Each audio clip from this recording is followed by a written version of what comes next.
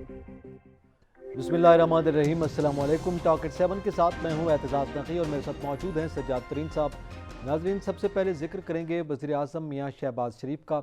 एक तो उन्होंने सेनेटर से गुफ्तगू की है और ये जिक्र किया है कि उनका ये एजेंडा था और उनका ये ख्याल था कि इलेक्शन रिफॉर्म्स करके इलेक्शन की तरफ बढ़ा जाए, लेकिन उसके बाद तमाम जो उनकी इत्तेहादी जमातें, उनका यह ख्याल था कि आइनी मुद्दत जो है वो पूरी की जाए, तो इस पर इत्तेफाक हुआ है। तो आज बाकायदा तौर पर यह बात वाज़ेह की है वज़ीर-ए-आज़म पाकिस्तान ने कि वो अपनी आइनी मुद्दत जो है वो पूरी करेंगे।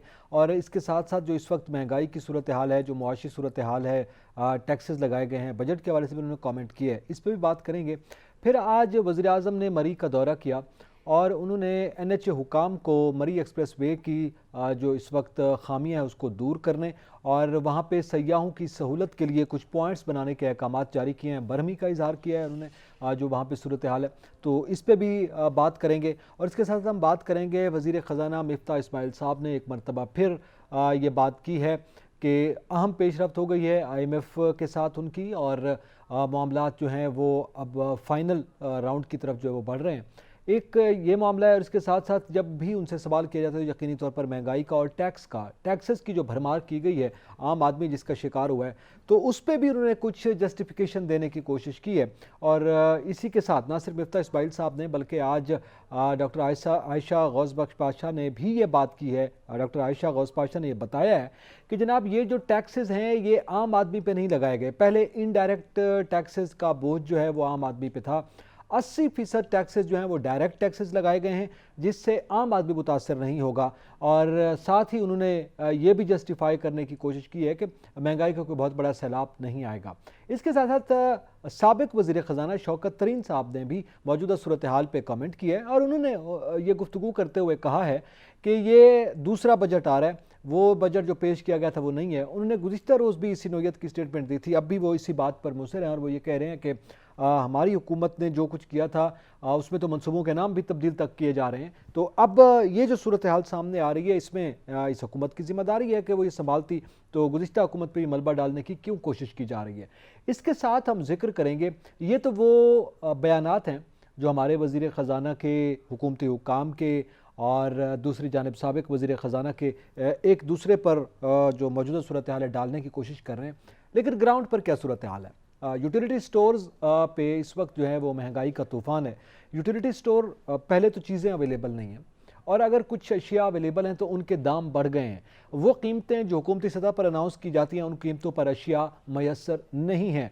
आटा, घी, दाल, इसी तरह अचार वगैरह की जो कीमतें हैं उसमें हुकूमत सब्सिडी की बात कर रही है लेकिन कीमतें जो हैं वो आसमान से बातें कर रही हैं। और इसके साथ साथ हम बात करेंगे कि इस वक्त जो बारिशें हैं, प्री मानसून का ये आगाज़ हो चुका है और उसके बाद मानसून का आगाज़ होगा जो कि 15 अगस्त तक बताया जा रहा है कि ये बारिशें जाएंगी।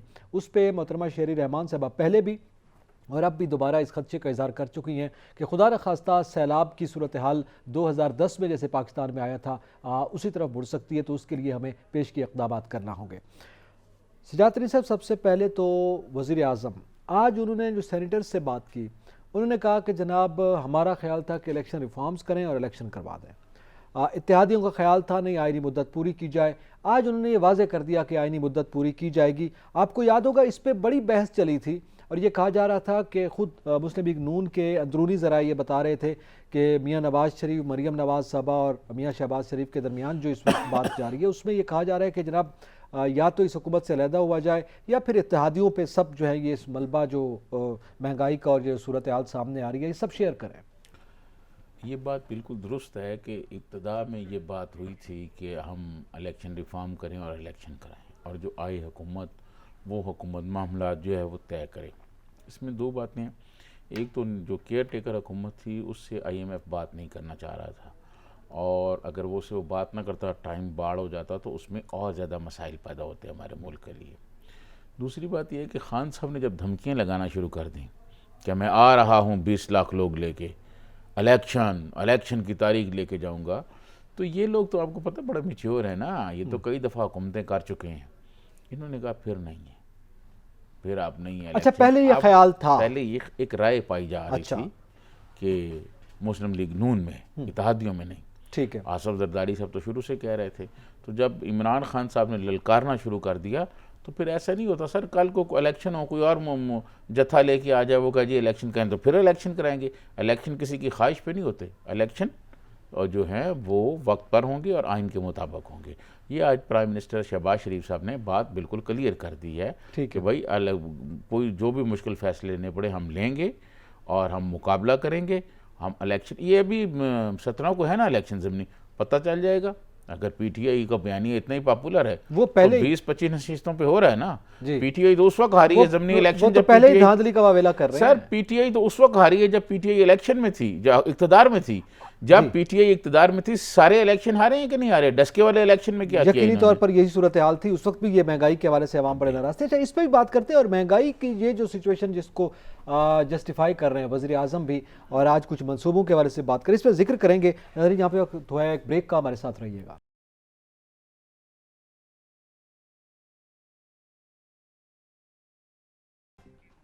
वेलकम बैक नाजरीन। बात करेंगे, वज़ीर आज़म पाकिस्तान ने मरी का दौरा किया। मरी एक्सप्रेस वे की बेहतरी और वहाँ पे मज़ीद रेस्ट एरियाज़ बनाने के हवाले से अहकाम जारी किए गए हैं। NHA पे बरहमी का इजहार किया गया है। इसके अलावा जो न्यू मरी केबल कार हैं उसको मज़ीद बेहतर बनाने के हवाले से इक़दाम और अहकाम जो है वो जारी किए गए हैं, इक़दाम का हुक्म दिया गया है। इस पर बात करेंगे। नाज़रीन साहब, आज मरी के दौरे पे थे वज़ीर आज़म पाकिस्तान। उन्होंने जो सड़क की हालत देखी, उन्होंने कहा कि जनाब आप हज़ारा मोटरवे जो बनाई गई थी उससे सबक हासिल करें और उसी कंपनी से इसके मेयार को मज़ीद बेहतर बनाया जाए। हर 15 किलोमीटर के बाद रेस्ट एरियाज़ बनाए जाएँ और गैर कानूनी तजावुज़ात ख़त्म किए जाएँ। आज बड़ी बरहमी का इज़हार किया उन्होंने। अच्छा, मैं आपको अर्ज़ करूँ कि आपको याद होगा हमने नेशनल हाईवे पे कई प्रोग्राम भी किए। ये मुराद सईद साहब जो हैं ये बातें बहुत करते थे और पता नहीं क्या तूफ़ानी बातें करते थे, और प्राइम मिनिस्टर इमरान खान उनकी कारकर्दगी को भी बड़ा सराहते थे कि जी बड़ी उन्होंने बचत भी की है और बड़ा सब कुछ किया है। उन्होंने दर हकीकत उस तरह काम नहीं किया जिस तरह होना चाहिए था। ये जो हुकूमत आई है मियाँ शहबाज शरीफ की, इन्होंने पहले भी मोटरवेज़ बनाए हैं, मियाँ शहबाज शरीफ ने बहुत काम किया। फिर उसके बाद जो NHA की कारकर्दगी है वो पहले को ज़रा ढीली थी। जब से कैप्टन खुर्रम आगा आए हैं वहाँ पर चेयरमैन, अब उनको सेक्रेटरी का भी चार्ज दे दिया गया इस हुकूमत ने आके। उन्होंने NHA की कारकर्दगी को बहुत बेहतर बनाया। उन्होंने मेहनती और जो काम करने वाले इंजीनियर थे उनको मुख्तलिफ प्रोजेक्ट्स पर लगाया है और मुख्तलिफ जगह पर उनकी कारकर्दगी देखते हुए उन्होंने उनको लगाया है।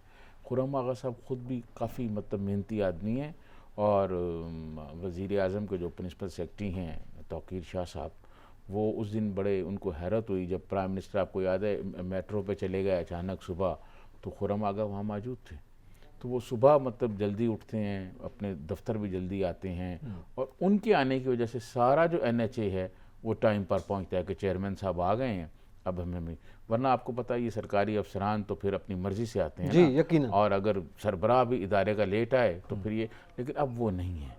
तो एक बात, दूसरा बात ये, यानी ये PTI दौर हुकूमत में इनको NHA का यहाँ पे लगाया गया। ये PTI ये एक अच्छा इकदाम था PTI का, आप समझते हैं? जी, आपको याद होगा हमने एक प्रोग्राम किया था तो फिर मुराद सईद साहब ने हमसे रब्ता भी किया, वजाहतें भी की। तो उन्होंने क़य्यूम सिकंदर साहब को हटाया जो पहले यहाँ पर थे चेयरमैन, तो उनकी जगह कैप्टन खुर्रम आगा आए थे।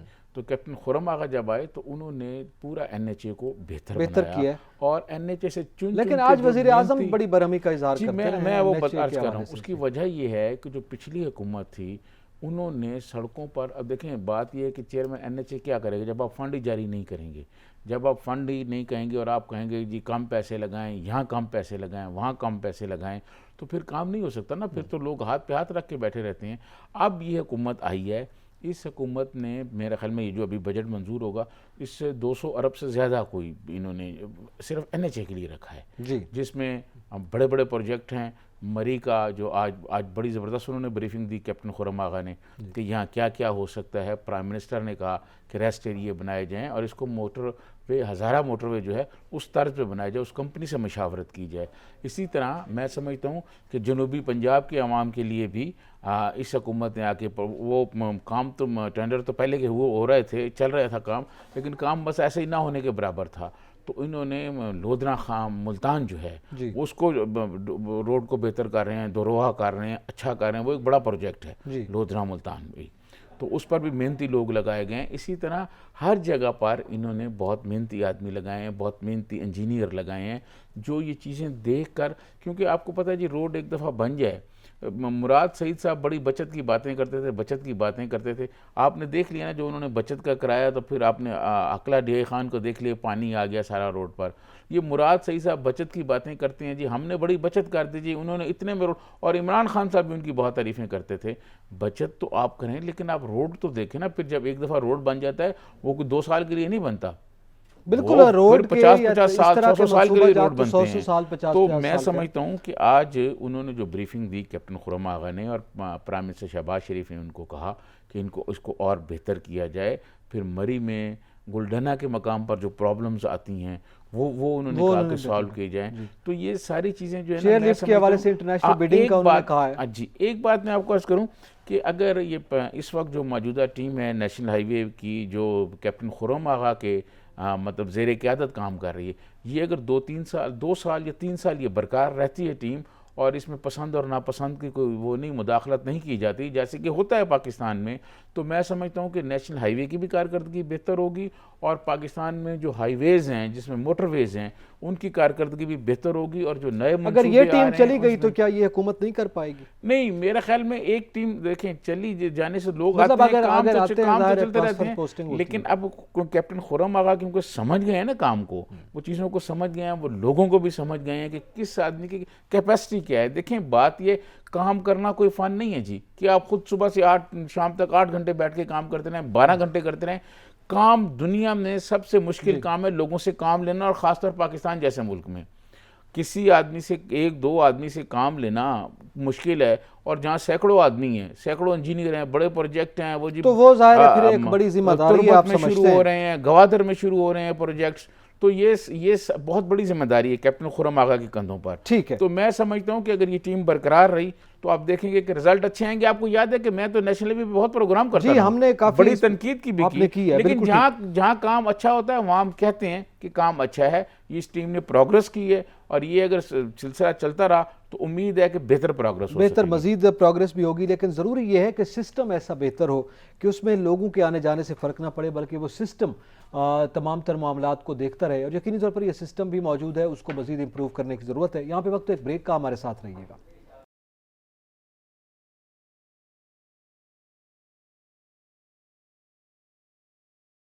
Welcome back. जिक्र करेंगे आज की मुआशी सूरत हाल जिसका सामना इस वक्त मुल्क कर रहा है, और ये बताया जा रहा है कि इंतहाई मुश्किल सूरत हाल है मुआशी तौर पर। उसमें मिफ्ता इस्माइल साहब की बड़ी अहम जिम्मेदारी है, इसलिए रोज़ाना की बुनियाद पर उनके बयानात को भी बड़ी संजीदगी से देखा जाता है, और जो वो ख़बर दे रहे हैं उस पर भी बड़ी संजीदगी से गौर किया जाता है, और फिर पूरी कौम इस जानिब देख रही है कि अब क्या बनेगा। हुकूमती अराकीन जो इस वक्त मौजूद हैं वो ये कह रहे हैं कि मुल्क दिवालिया होने के करीब था गुज़िश्ता हुकूमत में, अब हम उसको संभाल रहे हैं।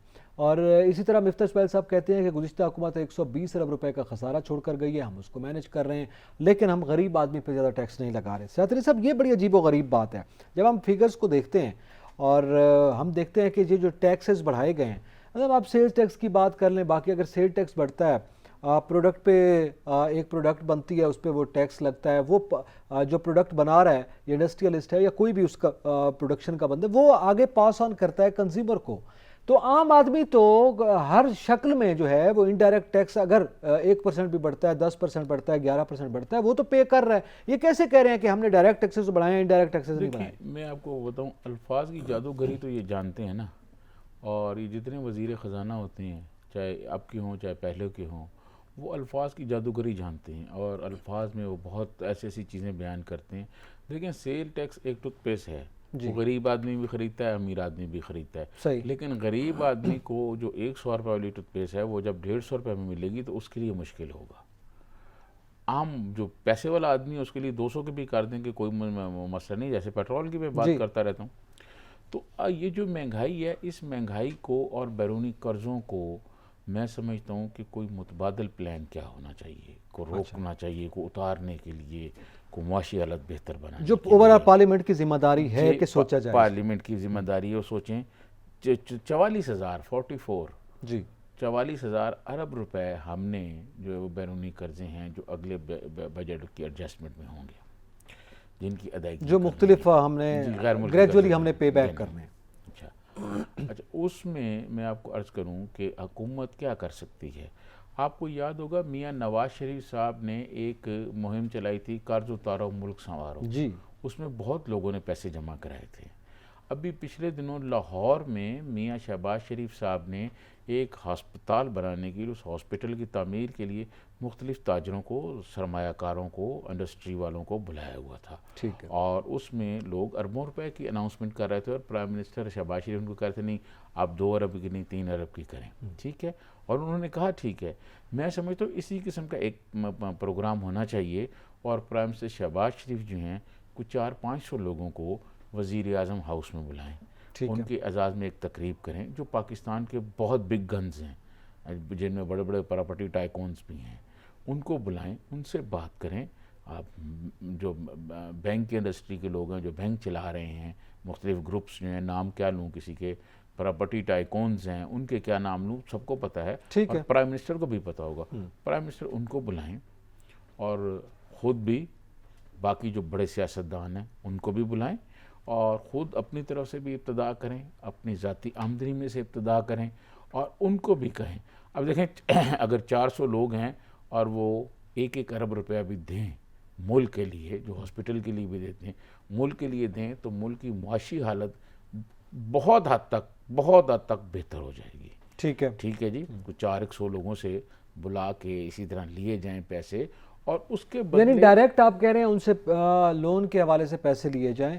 वैसे तो वो कहते हैं कि जनाब हम टैक्सेस की मद में दे रहे हैं, की मद में भी दे रहे हैं। नहीं, उनको वैसे ही कहा जाए कि जी आप एक दफ़ा जो है स्पेशल वो करें। ठीक है, जो है ना आप अपना स्पेशल वो करें, उसके वो जो पैसे देंगे वो जो पैसे मतलब कोई 1 अरब या 5 अरब रुपया देता है, उसको उनको बाद में मरहलावार आप टैक्स पे रिलीफ देते रहें कि वो टैक्स उसका काटते रहें उसमें से कि जी आपने एडवांस दिया हुआ है। ठीक है। तो वो जो हमें 400 लोग जो हैं वो अगर दे दें, मतलब कुछ अरब रुपया दे दें, और अरब रुपया उनके लिए कोई मसला नहीं है।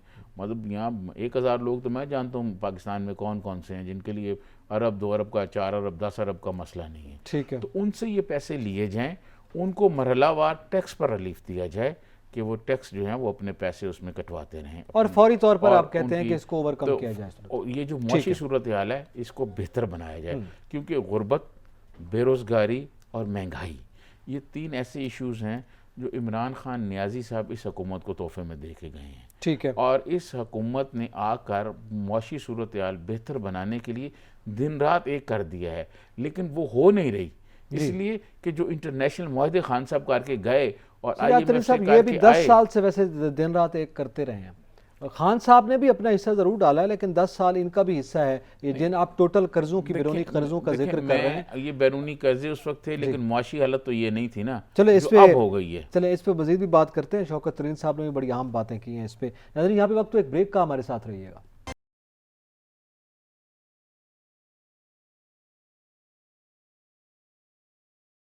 वेलकम बैक नाज़रीन। जिक्र कर रहे हैं मौजूदा मुआशी सूरत हाल का। ब्रेक से पहले एक तजवीज़ दी गई है इसमें जो कि सज्जाद तरीन साहब ने पेश की है। इसके साथ साथ ये मामला अपनी जगह पे है, मौजूदा हुकूमत क्या कर रही है, कैसे मैनेज कर सकती है गिवन सर्कमस्टांसिस में। सज्जाद तरीन साहब, ये तो है मौजूदा हुकूमत का काम कि उसे कैसे मैनेज करना है, उसको मैंडेट दिया गया है। मैंडेट तो खैर क्या, बहरहाल वो आ गए हैं, चले आईनी तरीके से आए हैं।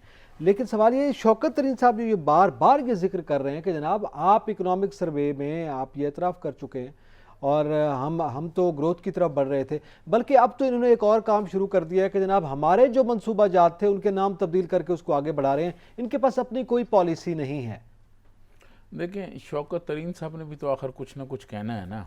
अच्छा, वो भी तो जो है अल्फाज की जादूगरी का एक बहुत बड़ा मतलब समझ लेना कोना संभाले हुए हैं वो भी ना। वो भी अब अपोजिशन की तरफ से मिफ्ता इस्माइल साहब की तरह, ज़ाहिर है मुफ्ता इस्माइल वर्सेस शौकत तरीन, ठीक है, वो जवाब देंगे, उधर से तरीन साहब जवाब देंगे। यानी ये जादूगरियां चल रही हैं जी बिल्कुल, ये अल्फाज का गोरख धंधा है जी। ये आप यकीन करें, चाहे शौकत तरीन हो चाहे मुफ्ता इस्माइल साहब हों, इनके अदादो शुमार आप देखें तो आपको ऐसे लगेगा कि ये इस मुल्क के नहीं किसी और सियारे के पेश कर रहे हैं ये अदादो शुमार, कि टैक्स हम गरीबों पर नहीं लगा रहे, हम ये नहीं कर रहे। वो कहेंगे जी हम इतनी तरक्की कर रहे हैं, मुल्क बहुत तरक्की कर रहे हैं। लेकिन जब आप अपोजिशन में होते हैं तब तो आप ठीक फिगर देते हैं। नहीं जी, अपोजिशन में हो चाहे हुकूमत में हो, ये सारे सियासतदान ये जो कुछ कहते हैं इनका हकीकत से कोई ताल्लुक नहीं होता। आप बताएं कि जब पेट्रोल का एक हफ्ते बाद कीमतों में इजाफा होता है, महंगाई नीचे होती है गरीब आदमी के लिए कि नहीं होती?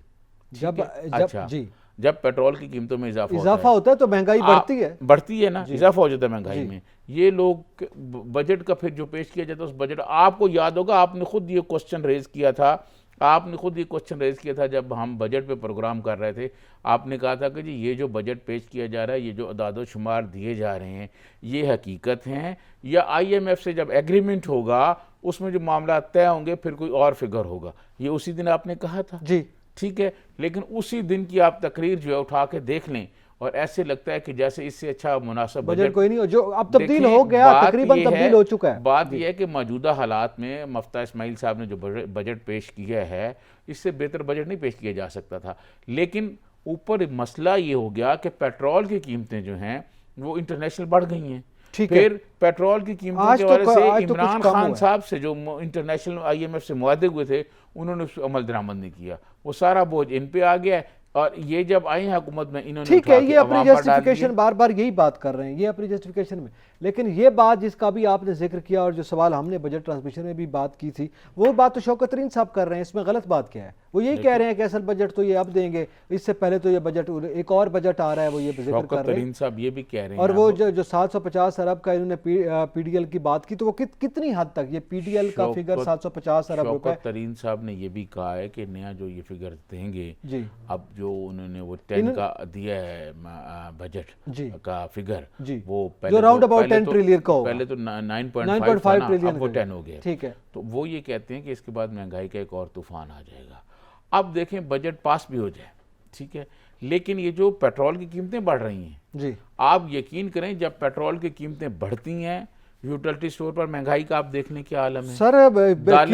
चले एक छोटी सी, ये जो हुकूमत ऐलानात कर रही है वो सच तो बोलते हैं, या कम से कम जो ऐलान कर रहे हैं उस पर अमल तो करवा लें। आप तो मैनेज कर लें, चलो उनके पास तो तजर्बा नहीं था। यूटिलिटी स्टोर पे मसाला जात, मिक्स अचार, घी, आटा, दाल, हर चीज़ की ये पूरी लिस्ट आपके सामने मौजूद है, मेरे सामने मौजूद है। दाल चना की कीमत 28 रुपये फ़ी किलो इजाफा, इसी तरह 190 रुपये फ़ी किलो वो हो गया। सफ़ेद चने की कीमत, दाल की कीमत, घी की कीमत, आटे की कीमत, ये जो एक्चुअल यहाँ पे प्राइसेस हैं, वहाँ आप AC कमरों में बैठकर बड़े खूबसूरत फिगर्स दे रहे हैं कि जनाब हमने घी की ये कीमत कर दी। मरियम औरंगजेब साहबा जो है वो आके प्रेस कॉन्फ्रेंस करती है, यूटिलिटी स्टोर पे हमने सब्सिडी दे दी। यहाँ तो ज़मीनी हकायक ही मुख्तलिफ हैं। वो हमारे जो प्रोड्यूसर है ना रियान साहब जी, वो रोज़ एक लिस्ट निकाल के मेरे सामने रखते हैं, प्रोग्राम से पहले आपको भी देते हैं कि जी कल ये चीज़ें इतने की थी, आज ये इजाफा हो गया, रोज़ ये कहते हैं। बिल्कुल ऐसा। मैं ये अर्ज़ करूं कि महंगाई को रोकने के लिए हमें फौरी तौर पर हंगामी बुनियादों पर, जंगी बुनियादों पर इक़दाम करने होंगे, यकीनी तौर पर जंगी बुनियादों पर काम करोगे। इस पर खैर आइंदा जो हमारे प्रोग्राम्स हैं उसमें भी जिक्र करेंगे। नाज़रीन, पीर तक के लिए एतजाज़ नकी और सजाद तरीन को इजाज़त दीजिए।